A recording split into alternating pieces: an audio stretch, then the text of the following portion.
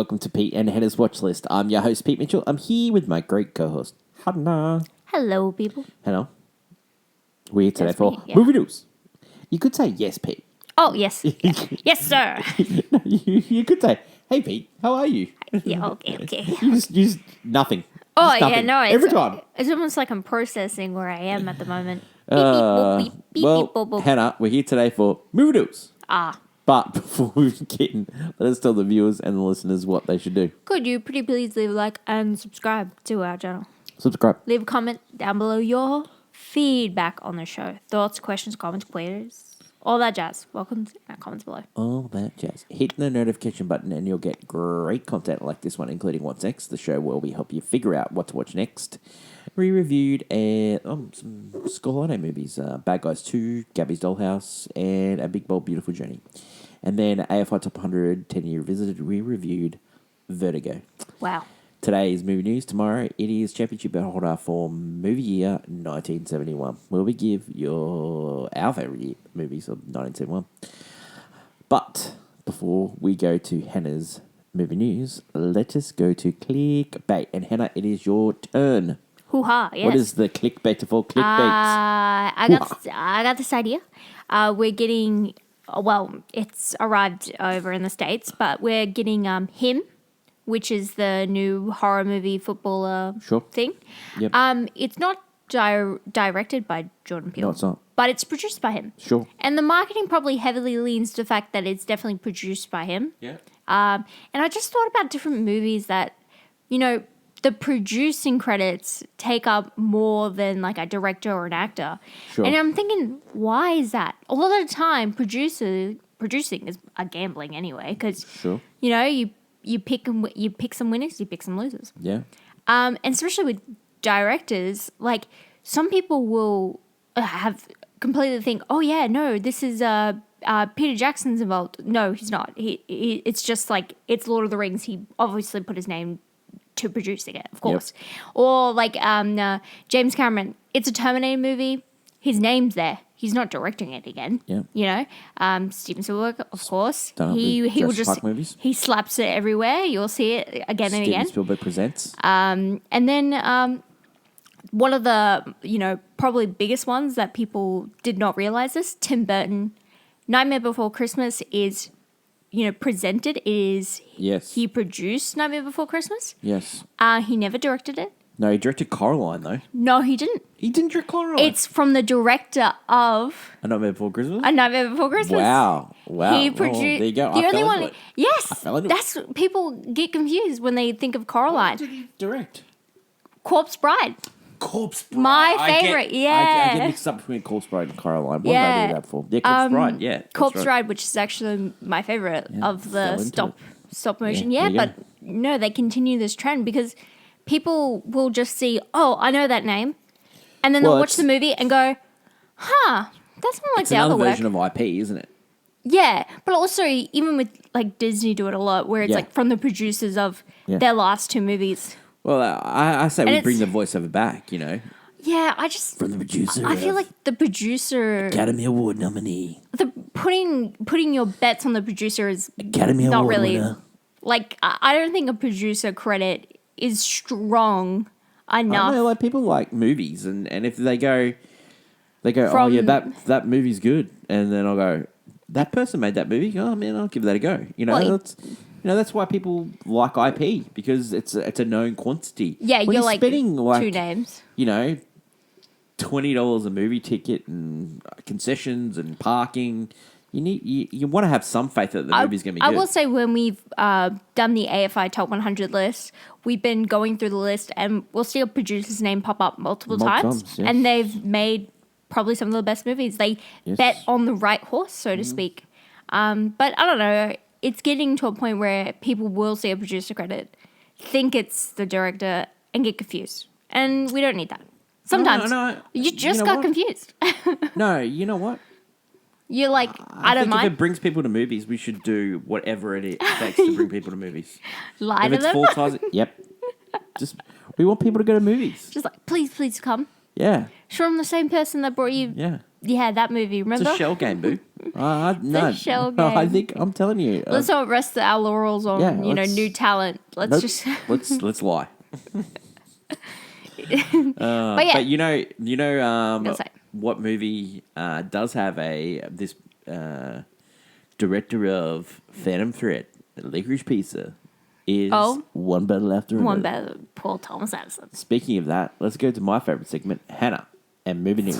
Welcome back to Movie News. This week, my favorite trope is when a dad is gonna go and find his kid and save them. In this movie, we followed Bob, a once revolutionary, now stoner dad. Unfortunately, when an old nemesis comes and tries to take him and his daughter, they go on the run, she goes missing, and it's up to him to get her back. It's directed by Paul Thomas Anderson and stars Leonardo DiCaprio. It's called One Battle After Another. That's what we're watching this week. Leave a comment down below what you'll be seeing. And until next week, bye! Thanks, Anna. What a movie One Battle After Another is. We were more than happy to see an early screening of it. Got invited, thanks to Warner Brothers. Universal. To see it. Yeah. And Universal is the distributor in Australia. The movie is stayed with me. When I left the movie, it was like someone was sitting on my chest. I was that tense. The music is unbelievable. Yeah. The direction is brilliant.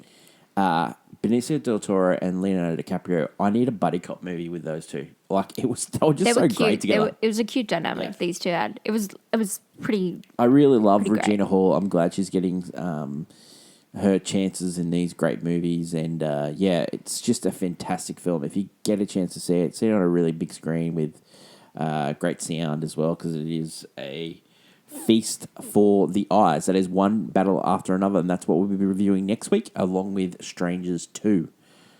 Strangers Chapter 2, sorry. Maybe the first one wasn't great, so hopefully the second one is good. Can't believe it. Let's go do some movie news. And, so The Bride trailer dropped. Bride of Frankenstein, yeah. Yep, a new Wicked for Good trailer dropped. Yep, that just released and it is incredible. It's 3 minutes. If you're trying to avoid spoilers, if you've never seen the show, don't watch it, of course, because it does give away the plot. I mean, obviously, the little twists that happen. So I think it's more fun. Yeah, if you want to not be spoiled, I probably wouldn't watch the trailer. But from a perspective of a fan, it kind of they put us enough stuff in the trailer to make you go, oh, that scene's in there. Oh, that's in there. It was a relief for if you've been wondering if they've cut something out. It felt like a really nice trailer to calm any worries and almost build the excitement all over again. And I was very emotional. It's a great trailer. But it does give away a lot of the plot if you're trying to avoid major spoilers. Yep. The Bride trailer. Christian Bale. I was so confused Jesse watching Buckley. that. Yep. I was experiencing something. I was just... It's a trailer. Yeah, no, it's something. It's something. It's next year, and it's going to be something. A couple of first looks. Predator Badlands, starring Elle Fanning. We also got a look at the Colin Farrell new movie. It's called Ballad of a Small Player, which is directed by Berger, who did Conclave. And it's about a guy in Macau gambling. So... yeah. That sounds up your alley. House of Dynamite, which seems to be Netflix's big push in the Oscars this year, directed by Catherine Bigelow, premiered at Venice to rave reviews, and stars Idris Elba. Oh, in love. Don't need no say more. Love that guy. Yeah. We also got the Mandalorian Grogu trailer. Yes. Yep. Yeah. Yep. It's... A lot of people criticize it. It's it's just season 4 of the show. Yeah, I mean, it's the finale of the show. So, yeah, of course, it kind of feels like that. It's... Stars Pedro Pascal. And Grogu as himself. Speaking of Pedro Pascal, he was one of 400 people that were protesting the fact that Disney pulled Jimmy Kimmel off the air. That's my guy. It's a huge story. Yeah. We didn't really go into it much detail last week because it was an ongoing feast, but... what happened was that Jimmy Kimmel said some things that people didn't like about Charlie Kirk's passing, and that basically what it was Donald Trump didn't like it because he poked fun at Donald Trump for his Not way of- reacting, yeah. his way of grief and stuff like that. And instead of just getting Jimmy Kimmel to apologise the next day, they actually pulled him off the air, and he only got back on yesterday. He made a sort of statement saying that it was a misunderstanding and all that. But a lot of people came out because it was free speech. Oh, yeah, no. Definitely an encroachment of free speech, and it's funny how one of the reasons why Donald Trump won was because people were pushing back the fact that you couldn't say what you wanted to say, and comedians were getting in trouble and getting cancelled, and then Jimmy Kimmel gets cancelled or gets taken off the air for saying something that comedians say all the time. And, the fact that a lot of stars came out and supported Jimmy Kimmel's right to say what he wanted to say on his show. And a lot of people were, cancelling Disney subscriptions, Hulu subscriptions, Boycotting, yeah. People when the Mandalorian trailer came out that weren't saying anything about it because... Bad timing. Because Jeez. of what was happening with this free speech. I don't know if they plan to do it. It is coming out earlier next year, but it seemed like the worst timing imaginable. I think they were trying to get past the story, but you couldn't. You just couldn't get past the story until he came back on air. It was never going to get past the story. No. I just over in the States at the moment, we love America. We absolutely love it, but especially at the moment TV. it is really struggling at the moment. There seems to be no common ground anymore. A lot of unrest. Yeah. And it seems like there's a lot more similarities. Like just for spanning back from afar, there's a lot more similarities from afar between the two groups than they're actually just realizing. And sometimes you've got to stand back from it and realize, you've got a great country, and the freedoms that that you espoused have gone all around the world. And you don't let it wreck it by people trying to take those away. That's all I say. And Disney got a man up. Seriously, they've given in. They've given in so many times. They've always tried to play Switzerland. All these companies giving in at the moment. Someone needs to fight back, and people want these companies to stand for something. We've given a lot up to these. We've given away physical media. We've given away cable. All these streaming services. We're falling into all this stuff, and what we want them to do is to stand for something. And at the moment, they're not standing for anything. And so, good people fighting back and saying they're going to get rid of streaming services and cancel subscriptions.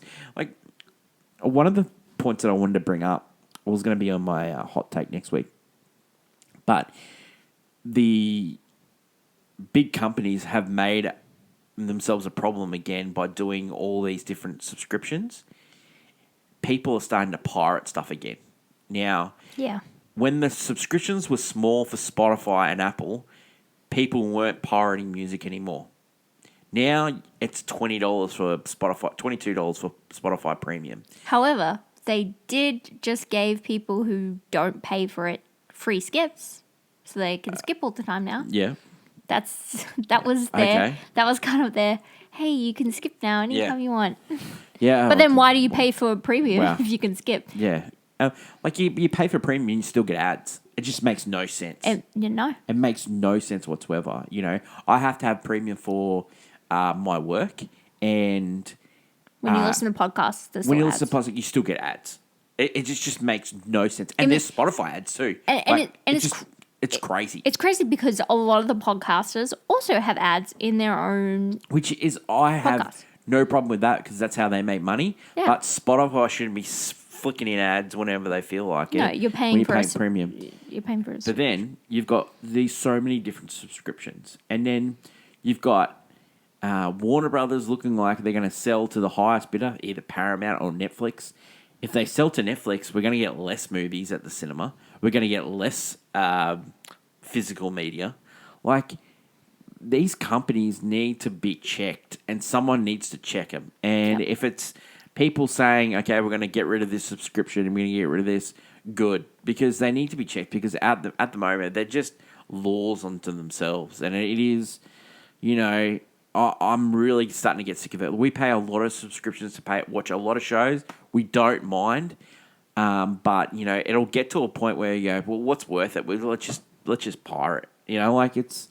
Don't say that out loud, but yes. No, I'm just, if you're not going to they're taking away stuff all the time and they're not giving you any bang for buck. And then if Netflix take away movies, I'm telling you, I'm getting rid of Netflix. I'm getting rid of Netflix. I only watch it to watch Bridgerton. If they buy Warner Brothers and we lose all Warner Brothers movies at the cinema, I am getting rid of Netflix. I will just. I know you stand for it. I'll just because the whole thing about movies is going as a society and watching stuff together. That is, we're siling off people even more and more, putting them in behind social media and we need to do more things together, not less. The only thing that is bringing people together at the moment is sport, but it used to be religion. It used to be sport. It used to be movies. It used to be the theatre. It used to be all these cool things. Now we've got sport. That's it. And they'll take that away from us as well. It's. I just hope at the moment, ideal scenario, no one buys Warner Brothers that is going on their own. That is the ideal scenario. Second is Paramount. Distant third is Netflix. Distant. Especially if they're not going to release movies in the cinemas. Horse poop. Sorry about that political talk. I don't really like doing it, but just a couple of things that just need to be said. And one was that pirating thing. Two is the consolidation of media, especially if we're losing physical media. And three is the free speech thing. With all these stars coming out and people, saying they're going to get rid of subscriptions, I just thought it was good to say something.